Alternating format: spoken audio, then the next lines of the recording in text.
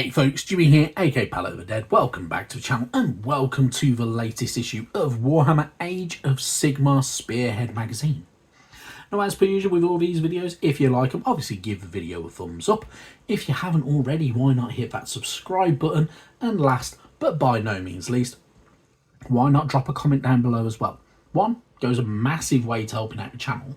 And two, I really love hearing back from you guys, whether you're just stopping by to say hello, whether you want to comment on what faction you're most looking forward to, or any particular colour scheme that you're going for, and all that good stuff.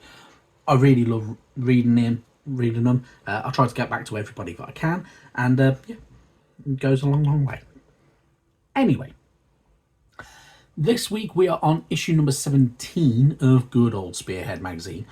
It is our first terrain issue, so we get one frame or sprue, whatever you want to call it, of terrain here, and it is push fit, and yeah, it's pretty cool. I do genuinely like this terrain. I've already got this because I bought the Skaven Tide box, and you got it with that.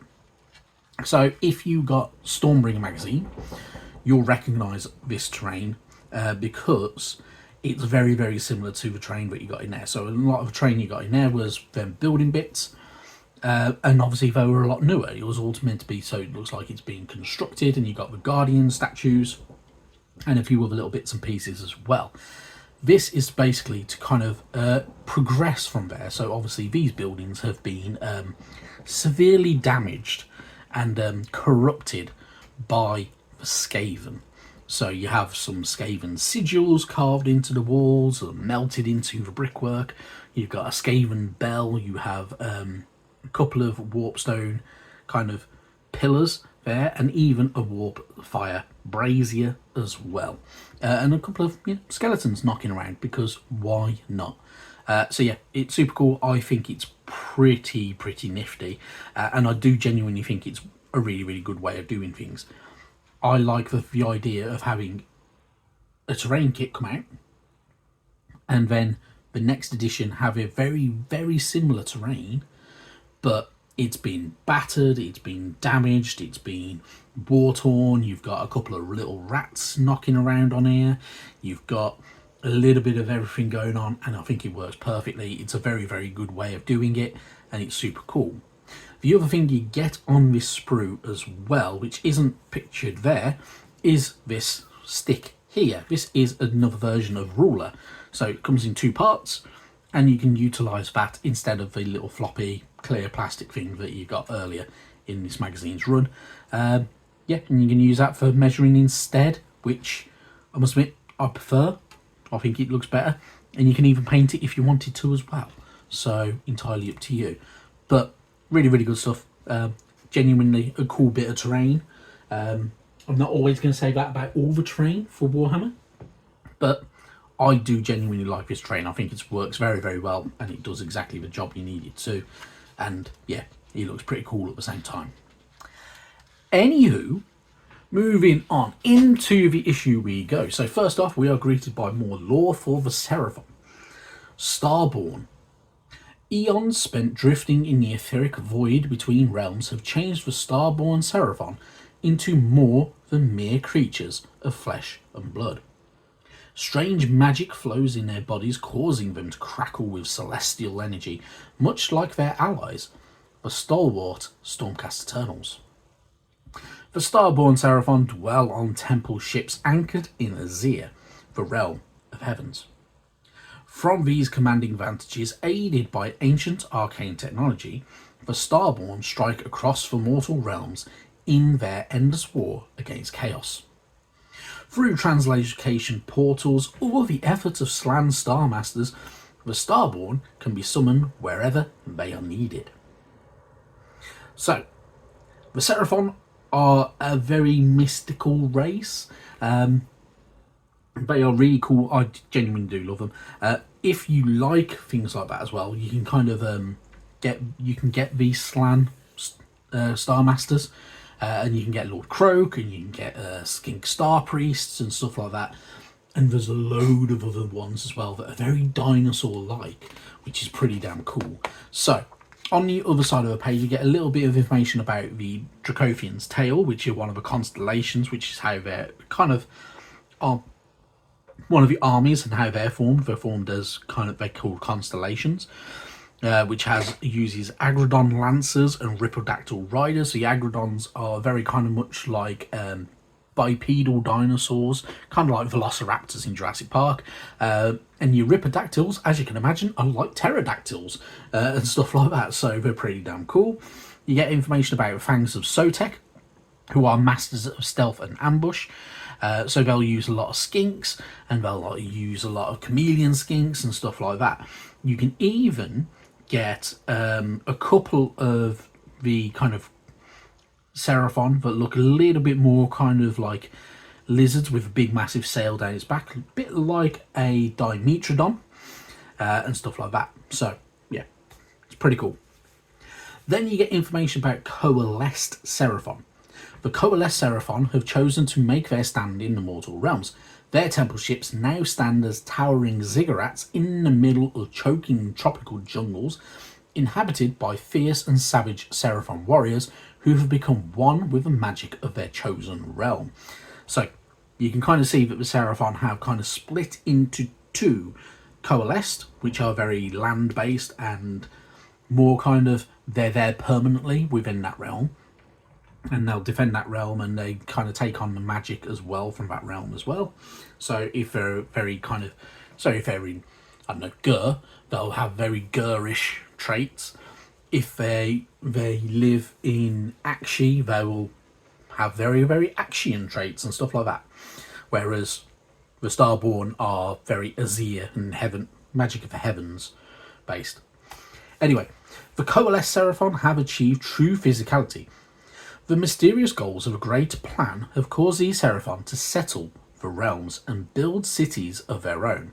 Extending outwards from the temple ships, the coalesced are prone to bestial savagery. While they are no untamed monsters when they fight, they fall upon the enemy in a storm of teeth, claws, and clubbing blows. You get a little bit more information about them on the other side. So you have Coatl's Claw and Thundering Lizard. And now, the Thundering Lizard are pretty cool as well, so I do quite like these. So they use things like Realm Shaper engines, solar engines, engines of the gods as well, which you can get models of them, which are like the Stegodons in the back there, which I've got one of them as well somewhere. But they're really cool, and yeah, pretty cool. And these are your Agrodons. So yeah, they're really, really cool. I do genuinely love the Seraphon. I think they're an absolutely fantastic race. And I think that's probably because I have a real big fondness for Jurassic Park. But, you know, they're cool. I always get really tempted to buy more of them. And I might one day, I might get myself a little bit of a Seraphon army going on just for a giggle. But yeah, really, really cool. And they're super fun. And obviously, because they're dinosaurs, when you're getting ones that are on the mount, so like the Agrodon Riders and stuff like that, you can have a little bit of a play with how you paint them. And can paint them in different ways and different kind of patternings and stuff like that on their scales, which is really cool. Moving on from there, you get your how to build guide for your scenery. Now, I'm not going to lie, this scenery is push fit, so it is pretty dead easy to build. So it's very, very straightforward. You've got only a few parts really to push together. So you've got the kind of brazier here, you've got the ruler if you want to use that as well. You've even got things like the good old guardian statue that's been toppled. You've got the bell that needs to be fitted, and that bit there that'll fit onto there, and then another bit there. It's so simple, it's very, very easy. Obviously, when you're going through it though, you will notice there are a couple of tabs that you may need to remove, or well, one in particular. You do have that little tab there, so obviously clip that out as well as and when you're going. Just be careful you're not pushing that bell too far over, because it will go. And you've got one there as well, and you've got a couple ones literally knocking around on these little spurs, just because obviously it's all to do with molds and everything like that. But remember to cut them off, because you don't want to be painting them for absolutely no reason. Anywho, moving on from there, painting up your scenery. Now, While the guide has a very, very good way of doing it, and that's how I painted my terrain when I got it, and how I painted the terrain from good old Stormbringer magazine. I went very, very similar with that. I went Wraithbone and over it instead though. And then I used Agrak Surfshade and or Seraphon Sepia, one of the two, from there, and then dry brush back over. Now, I would, if I were you, spray paint these buggers because it's so much easier. Get yourself some Wraithbone or Corax White, or even Xandri Dust if you want to go a little bit darker, or if you want to go black, you can go black with it. It's entirely up to you. Get yourself a spray paint of your choice, whether you're going for the Citadel colour spray paints, whether you're going for Colour Forge spray paints, all are pretty much exactly the same. Spray it, and then you'll get a nice even coat if you want to kind of really have a good go at it. So I would spray it, put your shade over the top, whether you're going for Agrak Surfshade or Seraphon Sepia or Skeleton Horde. You can use a contrast paint of that, just thin it down a bit, or even if you want to use Norn Oil, you can use Norn Oil. It'll do all the same type of stuff. Dry brush back over, get yourself some really large makeup brushes and dry brush back over with, if you're using Wraithbone for instance, use Wraithbone or Corax White or whatever, and all that good stuff. And then painting all your details afterwards. I'm not going to lie, I really, really enjoyed painting these bits of kit and the scenery before. It's really, really good fun. But spray paint is 110% your friend when it comes to this. You will notice as well some parts of the walls are kind of burnt, or meant to be burnt, or look like they're burnt at least. So they're slightly melted. So you'll have a few bricks where they're bashed, battered and bruised, and you've got these little charred bits. If you want to make it look like there's been a bit of fire, once you've painted it up and you've dry brushed it and you've kind of got it to where you want, then I personally did do this. I went back over with a very light dry brush of some Abaddon Black, then Corvus Black, and then a tiny bit of Grey Seer over the top, and a very, very light dry brush over certain areas of the brickwork, and it made it look like it had been charred, there'd been a fire and all that type of stuff. So you can have these nice little effects to how your terrain looks by just tinkering with that kind of effect. So yeah, it's one way of doing it anyway. Not necessarily going to say it's the right way of doing it, but you can have a bit of fun with it. You can even get some dirt on the bottom there, which my way of doing that would be Abaddon Black, then some Rhinox hide over it, very light dry brush over the bottom.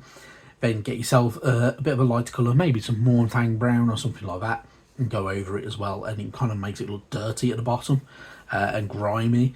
And if you want to get the grimy verdigris when you're painting up the metal work on these braces and everything like that, then you can use some green, or you can get the Nilikai oxide and all that type of stuff, and it will do some great work. So there's loads of ways of kind of making it look a little bit bruised, battered and grimy and grim and dingy and everything like that. So just by tinkering with some paints. Moving on from there, you get a bit of information of how to utilise terrain when you're playing as well, because it's going to be very, very handy for you. So obviously with terrain you can utilise it for covering, you can use it to obscure the view from your enemy and all that type of stuff. So you have certain terrain features, whether it's cover, obscuring and unstable should I say, or if it's a little bit smaller, so like these type of bits are smaller, then you'd have just cover and unstable. So you can utilise it as a little bit of cover if you need to from ranged attack. Then setting up your battlefield, you are going to want to change a way to do it. So you, ideally, if you're playing on a terrain mat or anything like that, you should really be having an even spread of terrain. So all your terrain should not be on one side. You should have a bit of a mix, and have that gap down the middle, and a couple of bit of space where you're going to be able to deploy your units and everything like that. And you're going to want to have a bit of a muck around with it. But yeah, it's a very good way of doing it. The magazine shows you a very good guide of how to utilise your battlefield, how to set up your battlefield, terrain and everything like that. Absolutely bob on. I can't knock it. It does exactly what you need it to do, and even teaches you a little bit of how it can work. So for instance, the how obstructions work and how things can't be seen. So for instance, it can be seen there and that can be seen, but them two are kind of quite obscured, so they're not easy to hit, so you'd be like, there's no point in attacking them. Moving on from there, we have another battle as well. So utilising your 2 lots of 10 clan rats, your prosecutors and your Lord Vigilant on Griftstalker. Bit of smashing nice time, have a bit of fun with it. You get to utilise your scenery as well in this one. So obviously follow the guide for setting up your scenery, have a bit of fun with it, play through it and enjoy yourself. Happy days. Moving on from there, on to next week. Next week, issue number 18 is part 1 of 2 of our Croxigors. So these are big seraphon. There are 2 ways of building these. So you can build them as your regular Croxigors, which are in the Spearhead themselves. Or, if you wanted to, you can build them as war-spawned Croxigors, which are a bit more ferocious and everything like that. So, really cool. Genuinely, really good minis. And, yeah, super cool. And, yeah, seraphon are really cool. Anyway. Anywho, I'm rabbiting on now. Thank you so much for watching. And, yeah, I'll see you sometime in the near future. Bye-bye now.